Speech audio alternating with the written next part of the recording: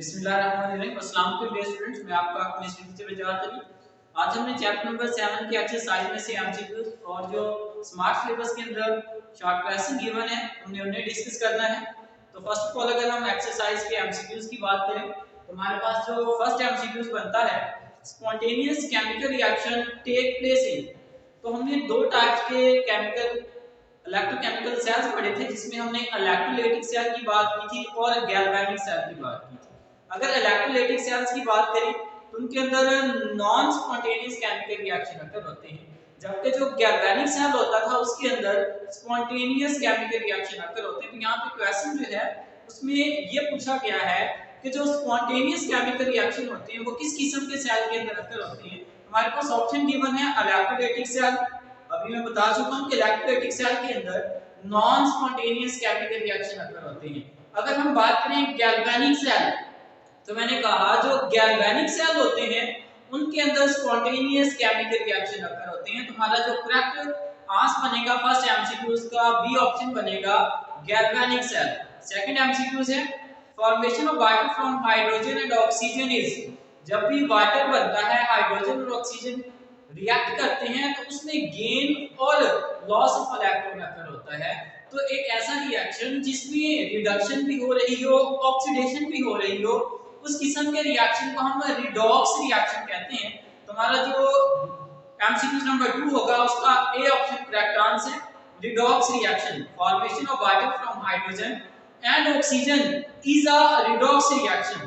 Next अगर हम बात करें MCQ number 3 which one of following is not an electrolytic cell। हमें कुछ सेल्स गिवन है उनमें से हमने ये बताना है कि कौन सा जो सेल है वो इलेक्ट्रोलाइटिक सेल नहीं है।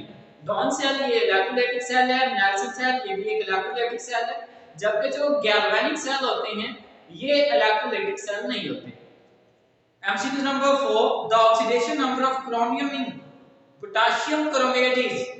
बी ऑप्शन करेक्ट आंसर आएगा positive 6। MCQ number 5 which one of following is not an electrolyte. तो सबसे पहले हमें ये पता होना चाहिए कि इलेक्ट्रोलाइट होते क्या हैं। दो substances which conduct electric current in the aqueous solution and molten form are called electrolyte। तो इसमें से हमने ये देख कर बताना है कि कौन सा जो हमारे पास गिवन ऑप्शन है वो इलेक्ट्रोलाइट नहीं है। ये ऑप्शन देखें शुगर सॉल्यूशन हमने बात की थी नॉन इलेक्ट्रोलाइट के अंदर के जब शुगर को वाटर में डिसॉल्व कर ले तो उसके अंदर से इलेक्ट्रिक करंट पास आउट नहीं होता। इट मींस हमारे पास जो शुगर सॉल्यूशन है वो नॉन इलेक्ट्रोलाइट है। ए ऑप्शन हमारा करेक्ट आंसर आएगा। MCQ number 6 the most common example of crayon is. The crayon की जो मोस्ट कॉमन एग्जांपल होती है rusting of iron is most common example of crayon. हमारे पास जो करेक्ट ऑप्शन बनेगा B option correct answer. Next MCQ Nelson cell is used to prepare caustic soda along with gases which of the following gas is produced at cathode। यानी कि जब हम caustic soda बना रहे होते हैं नेल्सन सेल के अंदर तो कैथोड के ऊपर कौन सी गैस प्रोड्यूस होती है। वेरी इंपॉर्टेंट एमसीक्यूज है। तो कैथोड के ऊपर हाइड्रोजन गैस प्रिपेयर होती है। जब हम नेल्सन सेल के अंदर कास्टिक सोडा क्या कर रहे होते हैं प्रिपेयर कर रहे होते हैं तो हमारा करेक्ट ऑप्शन बनेगा B option. MCQ number 8 during the formation of water from hydrogen and oxygen which one of following does not occur। Hydrogen has oxidized क्योंकि हाइड्रोजन इलेक्ट्रॉन रिमूव करता है और removal of electron is called oxidation. It means कि hydrogen get oxidize ये अक्सर होता है। Oxygen has reduced क्योंकि ऑक्सीजन इलेक्ट्रॉन गेन करता है तो इसका मतलब gain of electron is called reduction. इसका मतलब ड्यूरिंग वाटर फॉर्मेशन ये रिएक्शन भी अक्सर होता है। ऑक्सीजन गेन इलेक्ट्रॉन अभी बताया कि जो हाइड्रोजन होता है वाटर फॉर्मेशन के दौरान हाइड्रोजन इलेक्ट्रॉन को लूज करता है और ऑक्सीजन इलेक्ट्रॉन को गेन करता है। ये जो तीनों रिएक्शन बताए गए हैं ये तीनों अक्सर होते हैं। Hydrogen behave as oxidizing agent ये हमारा करेक्ट ऑप्शन बनेगा आंसर के। यानी कि ये जो वाटर बन रहा होता है ये रिएक्शन अक्सर नहीं हो रहा होता। यानी कि जो हाइड्रोजन होती है वो ऑक्सीडाइजिंग एजेंट के तौर पर वर्क नहीं करती बल्कि वो रिड्यूसिंग एजेंट के तौर पर वर्क करती है। तो एमसीक्यू नंबर 8 डी ऑप्शन हमारे पास करेक्ट आंसर बनेगा। MCQ number 9 the formula of rust is Fe2O3.NH2O। A option हमारे पास answer. In redox reaction between zinc and hydrochloric acid the oxidizing agent is। B option हमारे पास correct answer आएगा।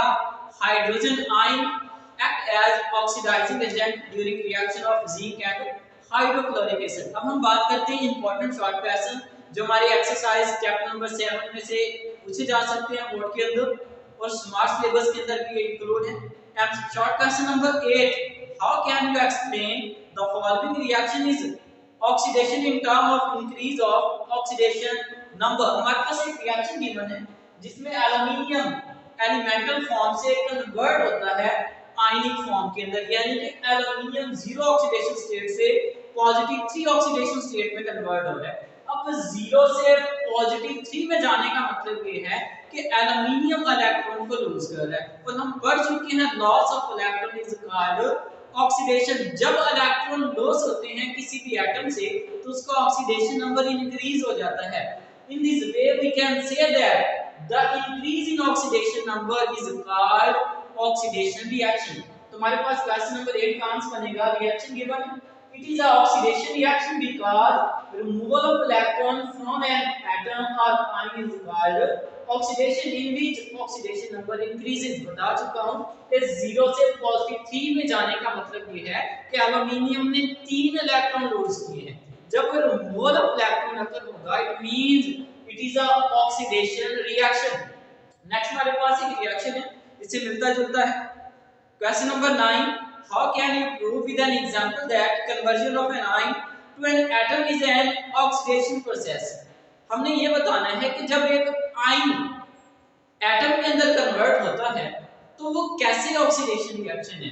तो इसमें अगर हम बात करें नेगेटिवली चार्ज आयन के पास एक्सेस इलेक्ट्रॉन जो होते हैं वो मौजूद होते हैं, उन्होंने इलेक्ट्रॉन गेन किए हुए होते हैं। जो वो नेगेटिवली चार्ज आयन जो एक्स्ट्रा इलेक्ट्रॉन उन्होंने गेन किए हुए होते हैं उन्हें लूज कर देते हैं, उन्हें लॉस कर देते हैं, तो वो अपने एटम्स के अंदर कन्वर्ट हो जाते हैं। जैसे देखिए ऑक्सीजन ने 2 इलेक्ट्रॉन गेन किए थे, जब ऑक्सीजन जो 2 इलेक्ट्रॉन उसने गेन किए थे वो लूज कर देता है ऑक्सीजन एटम में कन्वर्ट हो जाता है। बिल्कुल सिमिलरली जो क्लोराइड आयन होता है वो भी 1 इलेक्ट्रॉन लूज करने के बाद कन्वर्ट हो जाता है किसके अंदर, क्लोरीन के एटम के अंदर। तो इसका मतलब ये हुआ कि जब आयन इलेक्ट्रॉन को लूज कर देते हैं, इलेक्ट्रॉन को रिमूव कर देते हैं तो वो एटम के अंदर कन्वर्ट हो जाते हैं। और हम पढ़ चुके हैं loss of electron is called oxidation. तो इस तरह जो आयन्स होते हैं वो इलेक्ट्रॉन को लूज करने के बाद एटम में कन्वर्ट हो जाती हैं जो कि एक ऑक्सीडेशन प्रोसेस होता है। नेक्स्ट हमें शॉर्ट क्वेश्चन देखना है, बहुत ही इंपॉर्टेंट शॉर्ट क्वेश्चन है हमारे पास। Why is oxygen necessary for rusting? यानी कि जो रस्टिंग प्रोसेस होता है, हमने लॉन्ग क्वेश्चन को डिटेल में पढ़ा था तो उसमें हमने पढ़ा था कि जो नेसेसरी कंडीशंस होती हैं रस्टिंग के लिए 2 कंडीशन थी। एक हमने कहा वाटर का प्रेजेंट होना जरूरी है, दूसरा हमने कहा एयर का प्रेजेंट होना जरूरी है, एयर मींस ऑक्सीजन का होना जरूरी है। रीजन क्या है कि ऑक्सीजन क्यों जरूरी है? रीजन बेसिकली ये होती है कि जो ऑक्सीजन होती है ये रस्टिंग प्रोसेस में वाइटल रोल प्ले करती है। कैसे वाइटल रोल प्ले करती है? क्योंकि ये in the presence of water iron के साथ रिएक्ट करते हुए उसे रिड्यूस कर उसे ऑक्सीडाइज कर देती है फेरक आयन के अंदर, उसे कन्वर्ट कर देती है फेरक ऑक्साइड के अंदर। बेसिकली वही फेरक ऑक्साइड ही रस्ट होता है जो आयरन को रस्ट कर देता है। तो हम बात करते हैं इक्वेशन की। In rusting process oxygen play a vital role.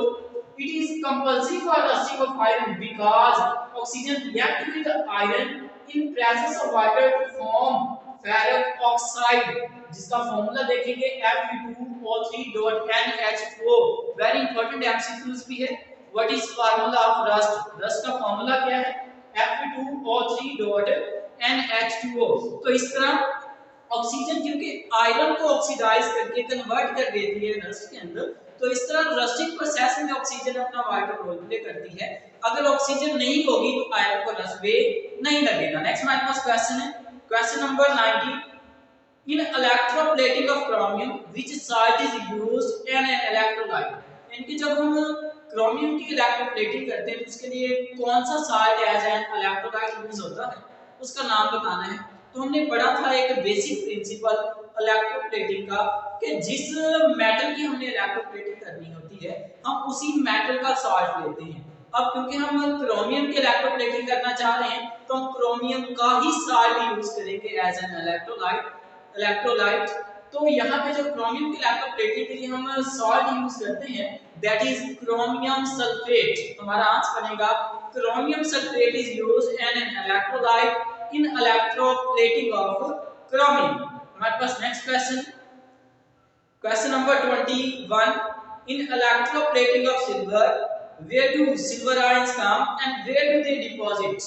यानी कि जब हम सिल्वर की इलेक्ट्रोप्लेटिंग कर रहे होते हैं तो सिल्वर आयन कहां से आते हैं और कहां डिपॉजिट होते हैं। तो क्वेश्चन की अगर हम बात करें, हमने पढ़ा है बेसिक प्रिंसिपल कि जिस मेटल की इलेक्ट्रोप्लेटिंग करनी है उस मेटल को हम एज एन एनोड यूज करेंगे। तो हम यहाँ पे सिल्वर की इलेक्ट्रोप्लेटिंग करना चाह रहे हैं तो सिल्वर स्ट्रिप को एज एन एनोड यूज करेंगे। जब हम इसे इलेक्ट्रिक करंट प्रोवाइड करते हैं तो वही सिल्वर स्ट्रिप जिसे हमने एज एन एनोड यूज किया है वो डिसॉल्व होना शुरू हो जाएगी। क्यों डिसॉल्व होना शुरू हो जाएगी कि जो सिल्वर स्ट्रिप होगी, सिल्वर एटम होगा, वो अपने इलेक्ट्रॉन लूज करते हुए सिल्वर आयन में कन्वर्ट होके सॉल्यूशन के अंदर क्या हो जाएगी, डिसॉल्व हो जाएगी। It means silver ion come from anode. अब फिर देखें सिल्वर आयन के ऊपर पॉजिटिव चार्ज है और कैथोड के ऊपर नेगेटिव चार्ज होता है। ऑपोजिट चार्ज एक दूसरे को अट्रैक्ट करते हैं तो सिल्वर आयन जो होंगे ये माइग्रेट करते हुए सॉल्यूशन के अंदर कैथोड के इर्द गिर्द क्या हो जाएंगे, डिपॉजिट हो जाएंगे, कलेक्ट हो जाएंगे। फिर इलेक्ट्रॉन जो सिल्वर मेटल ने लूज किए थे वो कैथोड में पहुंचेंगे। कैथोड के ऊपर सिल्वर आयन मौजूद है, वो सिल्वर आयन इलेक्ट्रॉन को गेन करते हुए अगेन सिल्वर मेटल के अंदर या सिल्वर के अंदर क्या हो जाएंगे, कन्वर्ट हो जाएंगे। इस तरह कैथोड के ऊपर सिल्वर आयन जो होंगे वो डिपॉजिट हो जाएंगे। तो हमारे क्वेश्चन का आंसर बनेगा in electroplating of silver anode made up of silver which produce silver ion then these silver ions migrate to cathode and deposit there after discharge। तो ये हमारा आज का टॉपिक था जिसके अंदर हमने एक्सरसाइज के एमसीक्यूज देखे चैप्टर नंबर 7 के और एक्सरसाइज के स्मार्ट सिलेबस के अंदर जो शॉर्ट क्वेश्चन गिवन है वो देखे और यही एमसीक्यूज और शॉर्ट क्वेश्चन आपके होमवर्क में होंगे जो आप लोगों ने नीट एंड क्लीन लिखने होंगे। अगर इस टॉपिक के अंदर इन क्वेश्चंस के अंदर आप लोगों को कोई भी कंफ्यूजन होती है तो आप मुझसे कांटेक्ट करके क्लियर कर सकते हैं। अल्लाह हाफिज।